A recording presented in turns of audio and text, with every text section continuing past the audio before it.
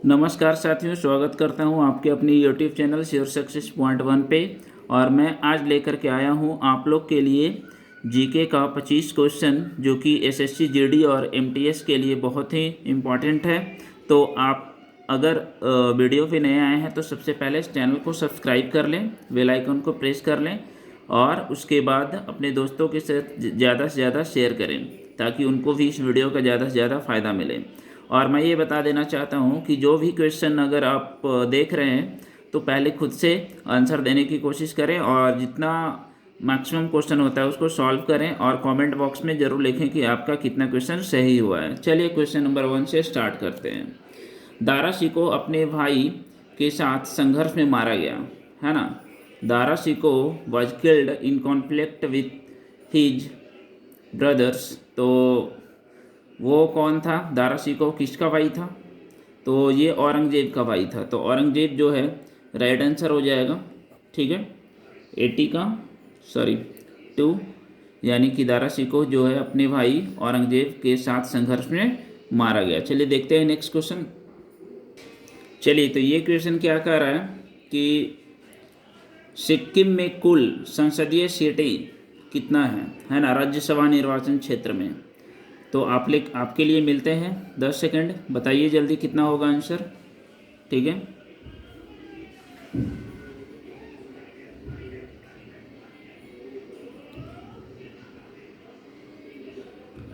चलिए, तो इसका आंसर जो होगा, सिक्किम में जो है राज्यसभा निर्वाचन क्षेत्र में केवल 4 सीट, ऑप्शन नंबर 4 यानी कि 1 सीट है।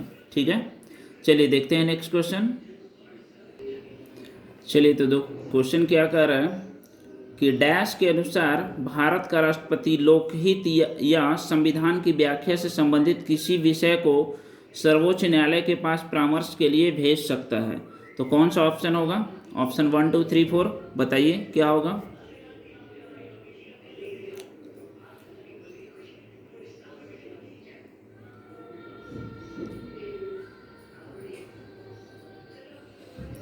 चलिए देखते हैं क्या कह रहा है कि डैश के अनुसार भारत का राष्ट्रपति लोकहित या संविधान की व्याख्या से संबंधित किसी विषय को सर्वोच्च न्यायालय के पास परामर्श के लिए भेज सकता है।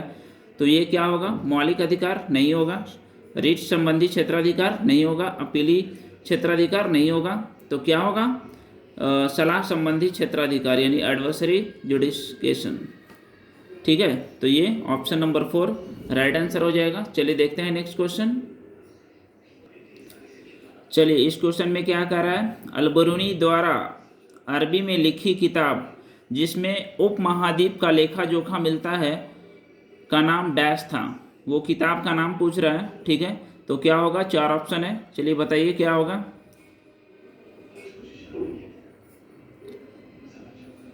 आंसर को कमेंट बॉक्स में जरूर लिखें।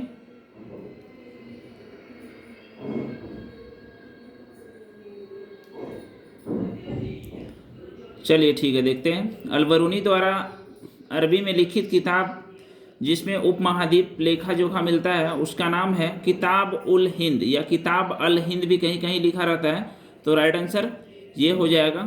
ठीक है, बाकी ये तो किताब अल भारत, पुस्तक अल हिंद, पुस्तक अल भारत, ये सब नहीं है, केवल ऑप्शन 1 यानी किताब अल हिंद बोला जाता है उसको।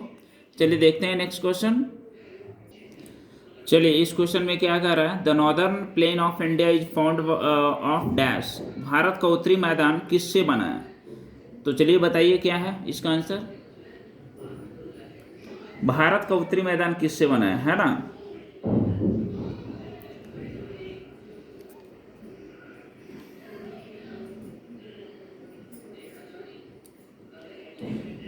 चलिए, इसका आंसर जो होगा, भारत का उत्तरी मैदान जो है एलोवियल सॉइल यानी जलोढ़ मिट्टी से बना है। ठीक है, राइट आंसर 3 हो जाएगा। चलिए देखते हैं नेक्स्ट क्वेश्चन।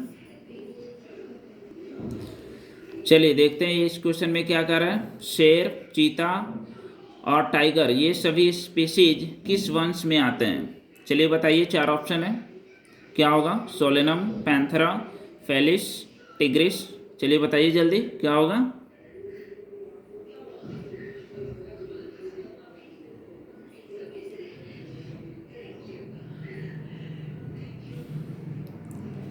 चलिए इसका तो राइट आंसर जो होगा पैंथरा होगा, ठीक है। पैंथरा इसका राइट आंसर हो जाएगा, ठीक है। शेर, चीता, टाइगर ये सभी स्पीसीज जो है पैंथरा वंश के अंतर्गत आते हैं। चलिए देखते हैं नेक्स्ट क्वेश्चन। आंसर को कमेंट बॉक्स में जरूर लिखें। चलिए इसका आंसर क्या होगा। डैश स्क्लेरेनकाइमी कोशिकाओं के बने होते हैं। ये प्रायः प्राथमिक फ्लोएम में नहीं पाए जाते हैं, लेकिन ये द्वितीयक फ्लोएम में रहते हैं। चलिए इसका आंसर क्या होगा, जल्दी बताइए। 4 ऑप्शन है ना। जाइलम तंतु है, जाइलम पैरेन्काइमा है, फ्लोएम पैरेन्काइमा है और फ्लोएम तंतु है। क्या ऑप्शन होगा, जल्दी बताइए कमेंट बॉक्स में।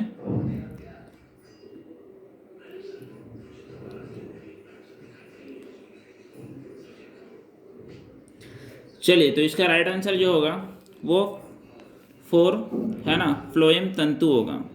फ्लोएम फाइबर्स जो है इसका राइट आंसर हो जाएगा। चलिए देखते हैं नेक्स्ट क्वेश्चन। चलिए देखिए इस क्वेश्चन में क्या कह रहा है। सिलेंट्रेटा, टीनोफोर और एकाइनोडर्म की शरीर सममिति किस प्रकार की होती है। सिलेंट्रेटा, टीनोफोर और एकाइनोडर्म की शरीर सममिति किस प्रकार की होती है। एनिलिडा होगा या अर्य होगा या द्विपार्श्व होगा या प्लेंटी हेलमिंथीज होगा। चलिए बताइए जल्दी से क्या होगा।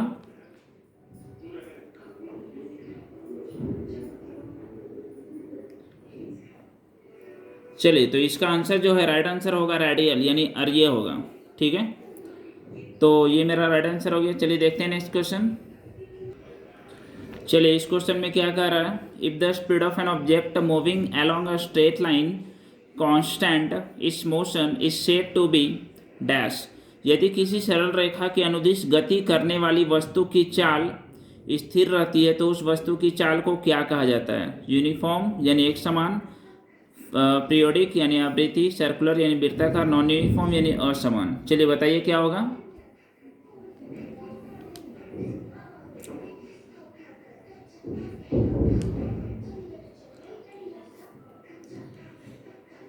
चलिए तो इसका जो राइट आंसर होगा वो एक समान होगा, ठीक है, यानी यूनिफॉर्म होगा, ठीक है। ये राइट आंसर हो जाएगा। चलिए देखते हैं नेक्स्ट क्वेश्चन। चलिए इस क्वेश्चन में क्या कह रहा है। The strength of a force is usually expressed by it's what. बल की प्रबलता प्रायः इसके डैश से मापी जाती है ना। क्या आंसर होगा। मोशन, डायरेक्शन, इंटरैक्शन और मैग्नीट्यूड यानी परिमाण। तो राइट आंसर बताइए क्या होगा जल्दी से।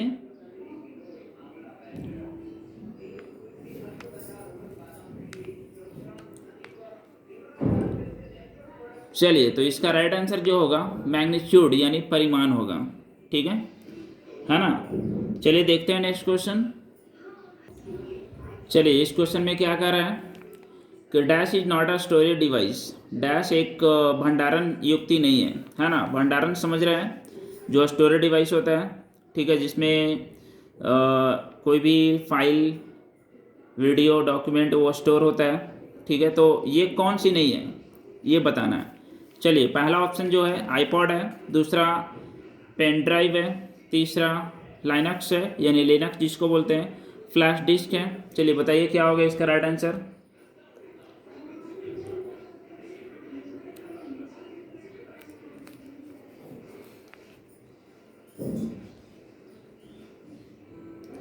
चलिए तो देखते हैं इसमें क्या कह रहा है कि dash is not a storage device. कौन जो है स्टोरेज डिवाइस नहीं है। आईपॉड भी स्टोरेज डिवाइस है, पेन ड्राइव भी स्टोरेज डिवाइस है और फ्लैश डिस्क भी स्टोरेज डिवाइस है, ठीक है। तो जो लिनक्स है वो स्टोरेज डिवाइस नहीं है, ठीक है। ये राइट आंसर हो जाएगा। चलिए देखते हैं नेक्स्ट क्वेश्चन। चलिए इस क्वेश्चन में क्या कह रहा है। मैग्नीशियम प्लस ऑक्सीजन मिल करके क्या बनेगा, ठीक है। Mg2O या MgO4 या O2Mg या MgO। चलिए बताइए राइट आंसर क्या होगा इसका।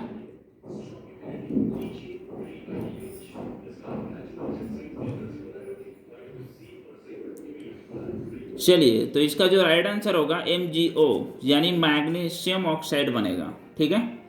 चलिए देखते हैं नेक्स्ट क्वेश्चन। चलिए इस क्वेश्चन में क्या कर रहा है। What is the reaction between the acid and base is called what. अम्ल और क्षारक के बीच होने वाली अभिक्रिया को क्या कहते हैं? जब अम्ल और क्षार दोनों मिक्स किया जाता है तो क्या होता है? ठीक है, ऑप्शन विलवनीकरण है ना, फिर है क्रिस्टलीकरण, उदासीनीकरण और उदातीकरण। क्या होगा इसका राइट आंसर? चलिए बताइए, कमेंट बॉक्स में जरूर लिखना आंसर। ठीक है,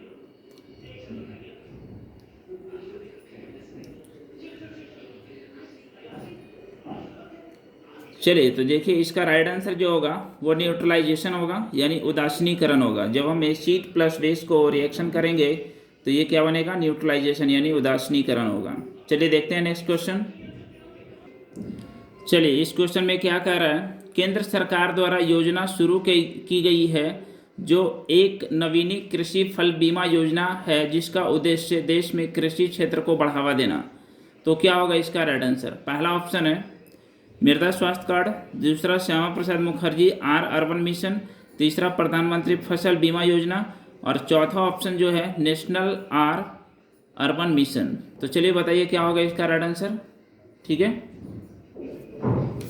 जल्दी बताइए क्या होगा।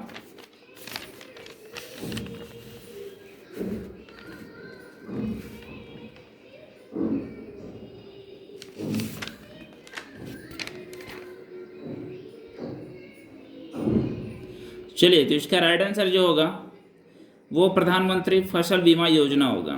ठीक है, चलिए देखते हैं नेक्स्ट क्वेश्चन। चलिए इस क्वेश्चन में क्या कर रहा है? Who discovered proton? प्रोटॉन की खोज किसने किया? ठीक है, चलिए बताइए क्या है ऑप्शन। अर्नेस्ट रदरफोर्ड होगा, या फ्रेडरिक मिशर होगा, या हेनरी बेक्यूरेल होगा, या हेनरी कैवेंडिश होगा। चलिए बताइए क्या होगा, कमेंट बॉक्स में जल्दी से जल्दी बताइए क्या होगा आंसर।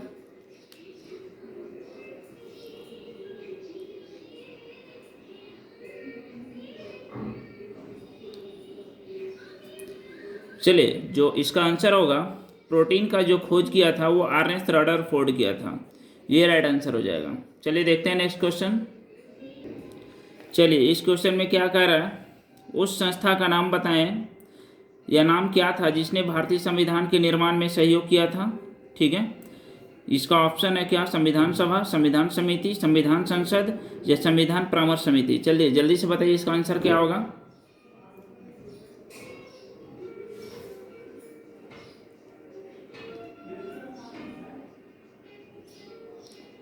चलिए तो इसका जो राइट आंसर होगा वो कॉन्स्टिट्यूएंट असेंबली यानी संविधान सभा होगा। ठीक है, ये संस्था का नाम था क्या? संविधान सभा, जिसने संविधान के निर्माण में सहयोग किया था। चलिए देखते हैं नेक्स्ट क्वेश्चन। चलिए ये बताना है, धामे का स्तूप भारत के किस शहर में स्थित है? इन विच सिटी ऑफ इंडिया धामे का स्तूप लोकेटेड? पुणे, दिल्ली, वाराणसी, हैदराबाद। चलिए बताइए क्या होगा इसका राइट आंसर।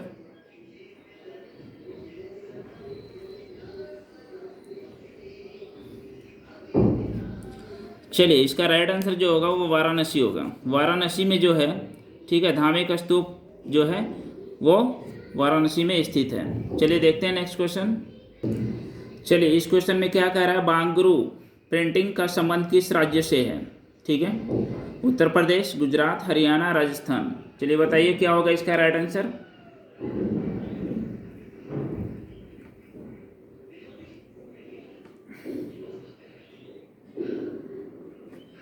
चलिए तो इसका राइट आंसर जो होगा राजस्थान होगा।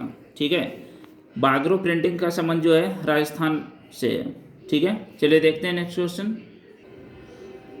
चलिए इस क्वेश्चन में क्या कर रहा है? बीपीएल परिवारों को एलपीजी कनेक्शन सुनिश्चित करने हेतु चलाई गई योजना क्या है? उजाला, मुद्रा योजना, पीएम उज्ज्वला योजना, उपयुक्त में से कोई नहीं। क्या होगा? चलिए जल्दी बताइए क्या होगा इसका आंसर।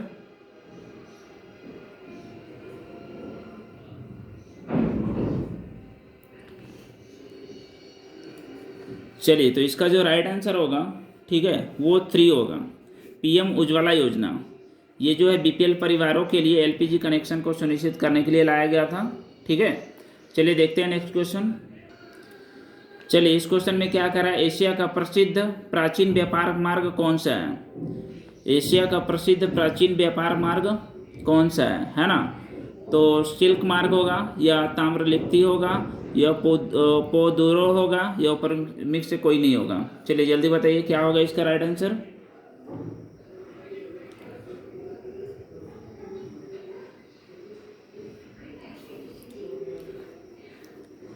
चलिए इसका जो राइट आंसर होगा, ठीक है, वो 1 होगा।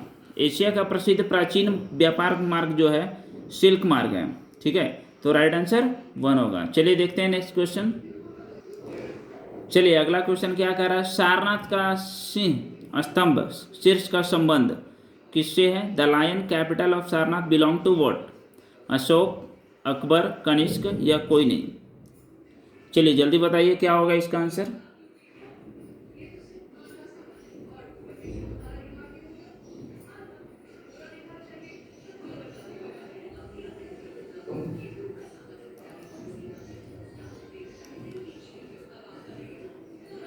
चलिए इसका जो राइट आंसर होगा, ठीक है, वो अशोक होगा। सारनाथ सिंह का जो शीर्ष स्तंभ है, ठीक है, वो अशोक से रिलेटेड है, ठीक है।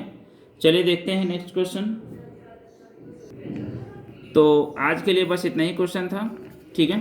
चलिए मिलते हैं नेक्स्ट वीडियो में। अगर वीडियो पसंद आ रहा है तो लाइक और सब्सक्राइब जरूर कर दें, ठीक है। चलिए मिलते हैं नेक्स्ट वीडियो में। Thank for watching.